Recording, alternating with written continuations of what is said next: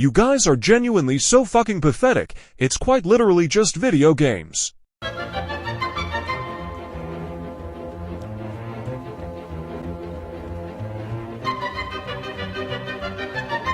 want people in the industry to be a little bit louder about people being mean to other people. Everything is sexist, everything is racist, everything is homophobic, and you have to point it all out. And maybe say it's not a good thing. Yeah. Maybe say we don't want you around if you're going to be a cunt. Right. Yeah. And hateful. And that the games industry is diverse naturally. And I remember there's another project where someone said, oh, we want to have a tourist character come in and she's going to be French. So I said, okay, well, let's make her a person of color. Maybe she could be Korean or something. And they said, no, she's already French. And I thought, okay, well, I want to do better than this. Not because anyone's making them be diverse. Because the world is diverse, you stupid motherfucker. If you're a creative working in AAA, which I did for many, many years, put this stuff up to your higher-ups. And if they don't see the value in what you're asking for when you ask for consultants, when you ask for research, go have a coffee with your marketing team and just terrify them with the possibility of what's going to happen if they don't give you what you want.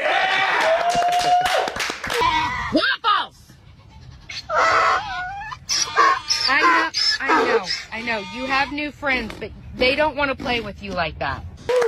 And if you have a problem with that, come fight me. Physically. Bitch. Has anyone taken you up on that yet? No, because they're all pussies. Yep. Hey, she cooking, y'all.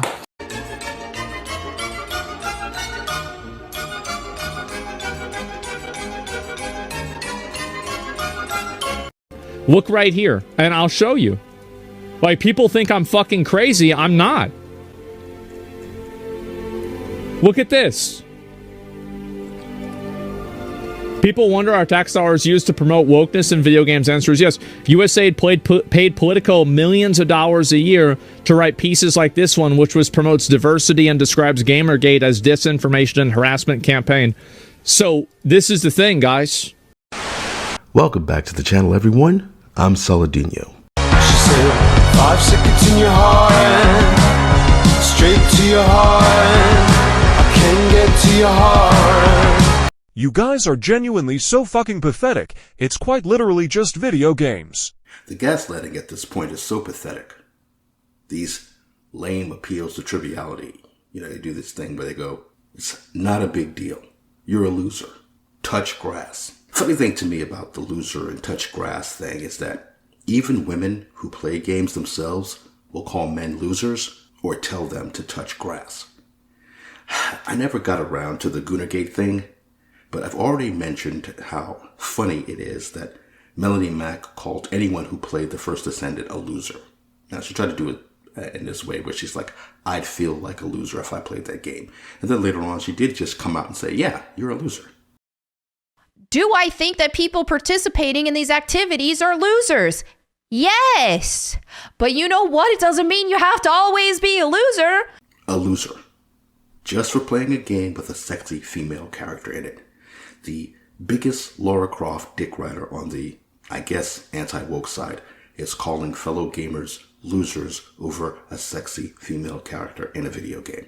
And then you have somebody like Nure, when she made that smug, condescending video shilling for Kingdom Come Deliverance 2 Electric Boogaloo, where she's telling gamers who were rightfully calling Vavra in Warhorse Studios out for turning Henry gay. She's telling them, Henry doesn't suddenly become gay or bi because the developers decided it. His sexuality is completely up to you. His personality, your choice. It's all about choices. So I am begging you, put down your phone, go outside, touch some grass. You guys are genuinely so fucking pathetic, it's quite literally just video games. The crazy thing is, in a sense, it is just video games. It is no big deal in a way, which just goes to show how insidious this attack on games has been. That something as simple as a hobby where you shoot zombies, blow up robots, watch animated women's boobs jiggle, You're just having fun, minding your business. You see a preview of a new game where a monkey is fighting a huge tiger, and it looks cool, and you're like, hey, I can't wait till that comes out. But all of a sudden, a website that's supposed to be about video games for people who love video games puts out an article trying to destroy that studio that made the monkey game because the devs made crude jokes 15 years ago. All of a sudden, gamers are supposed to care how many women work at a gaming studio. Men literally can't have anything to themselves without women getting involved and then acting like either an authority on it or a victim to it. So here's this article from the UN. I think it does a great job of refuting this whole it's literally just video games argument, this idea that you could just trivialize the issue by saying it's not a big deal because it's just video games. If it was just video games, they wouldn't be trying to change it. And so you have this article from the UN, the program is Sustainable Development Goals. Gaming Sustainable Development. And they have like 17 goals. And it's things like no poverty, zero hunger, good health and well-being, quality education, gender equality. Of course, there's always gender equality because there's always these feminists who are involved in these things. So this is from 2019. I actually saw this on somebody's YouTube channel. I forgot who. A Global Game Jam. January 2019 is the 25th to 27th. Christina Myers, special advisor to Dr. Ala Murabat and co-founder of the Omnis Institute. And then Dr. Ala Murabat, I guess these are the two people who wrote this article. Dr. Ala Murabat, SDG advocate and co-founder of the Omnis Institute. Now, I tried to look into the Omnis Institute, but I didn't want to go down a rabbit hole right now. I just want to kind of focus on this article at this point. I think they're in purgatory right now, so anyway, innovating with new technologies for social change has become a trendy concept, with success measured by how unique and out of the box the ideas are. Associating innovation to the development of such ideas has led too many people to try to reinvent the wheel, which in turn means that efficient ways of transforming ideas into sustainable and impactful social initiatives are often overlooked. In particular, local leadership and the inclusion of diverse voices at decision-making tables. This would be fine in and of itself. This is just them talking about this project that they're working on. Although I just think it's funny when they say including diverse voices at decision-making tables. It's like I always say, they don't want to have a seat at the table. They want to flip the tables. Local leadership rests on the idea that individual actions based on someone's vision and local experiences are key for inclusive social change. Including diverse voices at decision-making tables is one of the most effective ways to create initiatives that are both pragmatic and sustainable. So how could we connect these concepts to the development of new technologies? Now, all of this is very dry and boring, and the only reason why I have to read it is because of the context of what comes next. Video games are played actively by 2.2 billion people globally, almost 1/3 of the world's population, and twice as much as the number of people using the free texting application WhatsApp on their smartphones. However, a common misconception about games is to think they are predominantly played only by young men. Research shows that games are equally played across different age ranges, races, and genders. However, a strong difference is found in the types of games that different audiences play. Now, boring as this is, dry as this is, fine. This is a part of their objective. They want to talk about using technology that exists and not trying to reinvent the wheel. They want to use this technology to promote their projects, right? Fine. But then all of a sudden, they take this completely insane turn. To give an example, only 7% of women play shooter games globally. The explanation is quite simple. Women, and particularly women of color, are most frequently diminished and objectified in shooter games, if you can find them at all. You're talking about your project to use technology to promote all these goals, to change the world and all this. Why are you out of nowhere turning this into an attack on men and making up complete bullshit? The explanation is quite simple. Women, and particularly women of color, are most frequently diminished and objectified in shooter games. They're not interested in shooter games. That's the whole thing we would talk about, how they say there's more women in games who love games than men. They're not talking about the games that men play. They're talking about mostly mobile games. In Mario Kart, a game developed exclusively by male game designers, the only female character, Princess Peach, is kidnapped about 13 times and always saved by Mario, a male character.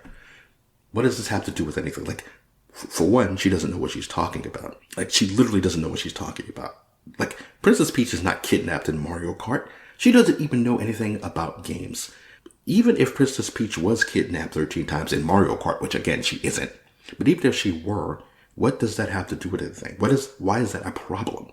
The solution to this issue is based on inclusion. What is the issue? It's a trope. This is stupid. The solution to this issue is based on inclusion. Take Lara Croft, one of the most famous gaming characters of all time. In 2013, she was transformed to become less sexualized and objectified than her previous depictions. This was done by integrating women developers into the game design strategy. In other words, by including women at the table where key decisions on the game were taken. Funnily enough, ironically enough, feminists turned Lara Croft from a badass girl boss into an ugly trans lesbian with daddy issues. They ruined the character. And we're supposed to be like celebrating the fact that, you see what happens? You see how they solved the problem? They added women to the table. Isn't that great? Gives us the right to say what we want. Shut when the you think about fuck it. up! The importance of inclusion in game design was also demonstrated by research, which shows that when we have more diverse teams in terms of race, sexual orientation, religion, age, gender, etc. of game designers, the games created are more inclusive. When we invite people to design their own games, their voices and visions are directly represented. All that is fine, but that's not what's happening in Western games. That's not what's happening with these activists. When they push for this stuff, they're not saying design your own games. They're saying take Lara Croft and turn her into Larry Croft. Gaming technologies have the potential to transform online education. So somehow they went from talking about using technology that already exists in creative ways for this sustainable development goal. They somehow turned that into an attack on gamers and demonizing mainstream gaming, things that male gamers like. And now they've gone to back to, gaming technologies have the potential to transform online education. And then they add this jab in out of nowhere, which lacks inclusivity, as online courses are used mostly by those who have already studied at university. Just stick to talking about the benefits of it. Why do you have to keep constantly adding all these victimizing statements to everything? Like the whole, again, they could have completely skipped everything about 13 times that Princess Peach was kidnapped in Mario Kart. They could have skipped everything about Lara Croft. But no, they had to put that in there because that's their real objective. The objective isn't about sustainable development goals. The objective is we are threatened by male spaces and we want to destroy those spaces. Gaming technologies have the potential to transform online education into active, contextualized, and impactful educational experiences. This way, we can create life-changing opportunities for millions of people globally who have access to the internet but not to quality education. By inviting people to design their own educational games, education can also be diversified and more people could access local knowledge. We implemented these ideas into practice at the Global Game Jam, GGJ. GGJ is the biggest game design event ever organized in the world. Never heard of it before. The idea of this event is straightforward. People meet, design games during a weekend, and upload the games created to an online platform. This year, 113 countries participated and thousands of games were created in countries such as Congo, New Zealand, Jamaica, Guatemala, and Myanmar. The GGJ is shaking game design practices, so far led by universities and large corporates in Japan, Europe, and the United States, by giving visibility to games designed in remote communities and by individuals all around the world.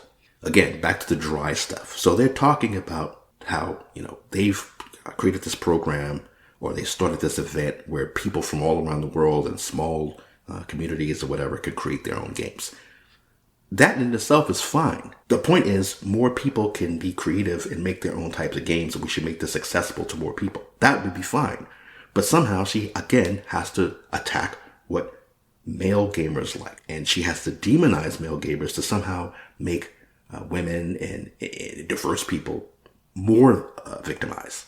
This year, we included the UN Sustainable Development Goal, SDG 14, Life Below Water, as one of the sources of inspiration to design games during this event. Because there's like 17 of these goals that they have. I think I mentioned some of them. The others are things like sustainable cities and communities, responsible consumption and production, and life below water is one of them. So the results were that 193 games on SDG 14, Life Below Water, were created. Now, if they had taken out the part about Princess Peach being kidnapped 13 times and in Mario Kart, no less, and the stuff about Lara Croft, this would have been a very dry, boring article, but it would have been to the point. A team in Venezuela designed a text adventure game called Legacy Echoes from the Future, where players have to try to change their behaviors. You have to force behaviors. Change their behaviors in order to alter the future and avoid the extinction of marine creatures. Another team in South Africa created a game where a hermit crab explores the depths of the oceans and has to change the meaning of what could be its home because pollution has completely changed its living environment. Change, change, change. Game designers in Ukraine created a game called Wasted Sea on how to take responsibility for personal waste to protect oceans by playing an angry shark and living its everyday life in these circumstances. Think about this. These are educational games. This is like, you're talking, okay, so you make this article, you drag in Mario Kart and Princess Peach and Lara Croft, but then you go to talking about text adventure games and games where Hermit Crab is pissed off that his home has been changed, that the ocean has been changed. And it's like you're conflating actual video games that people play for fun and hobbies, and you're making that as if you're putting that on the same level of these little educational games. It'd be like there are plenty of people making short films about how not to have an accident when you're operating heavy machinery or something like that. It's like you're taking short educational films about safety and about cleaning up, like picking up trash, and you're comparing it to like a blockbuster film, or it's stupid. It doesn't make sense. The greatest challenge when organizing events like the GGJ is to ensure that they are not exclusionary and create the conditions where anyone, especially women and minorities, can participate and design games.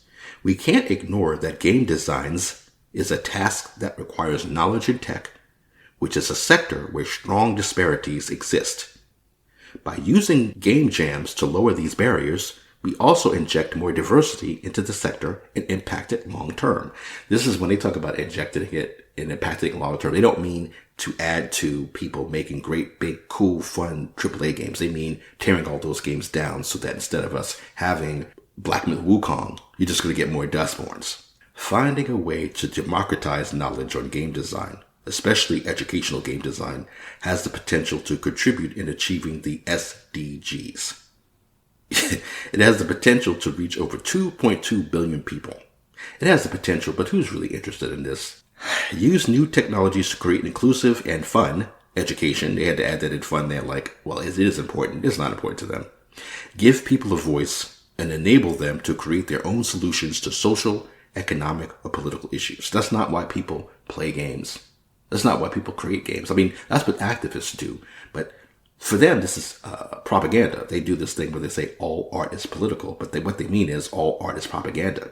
So they see a tool like game technology, and to them, they just try to figure out ways to use it to try to brainwash people or to push their agenda and ideology. And in some cases, in a lot of cases, when you talk about this, the 17 goals, these are good goals to have for the world and for society, because we all live in a society.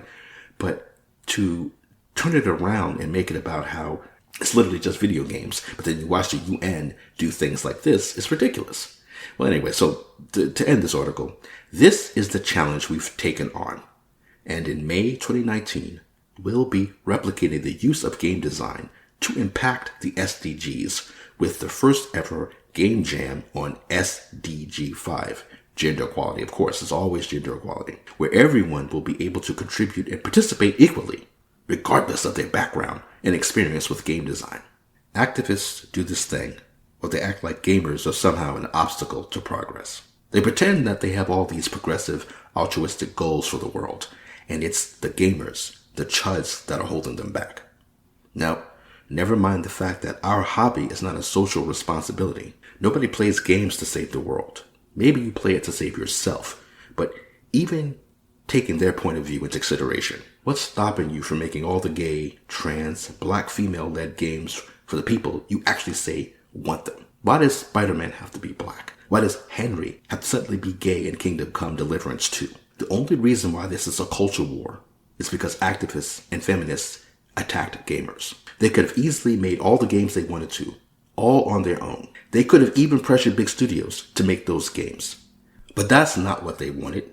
They didn't want a world where gamers could choose between Concord and the First Descendant. They know people don't want Concord. They don't care about uplifting marginalized voices. They don't care about cleaning up the ocean. They only care about what men like. They care because it doesn't fit their agenda. So they destroy it. It is literally just video games. And the fact that they go so hard for something as supposedly as minor and as insignificant as video games is the real issue. If you really thought gamers were just a bunch of incel losers with no life, you would have left us all alone. So this is the thing, guys. I want these people to suffer because that's what they did to me. I want to set an example. Get rid of these people. Put them like completely out of their jobs. Get rid of them. Make an example of them. Say, listen, this is what happens.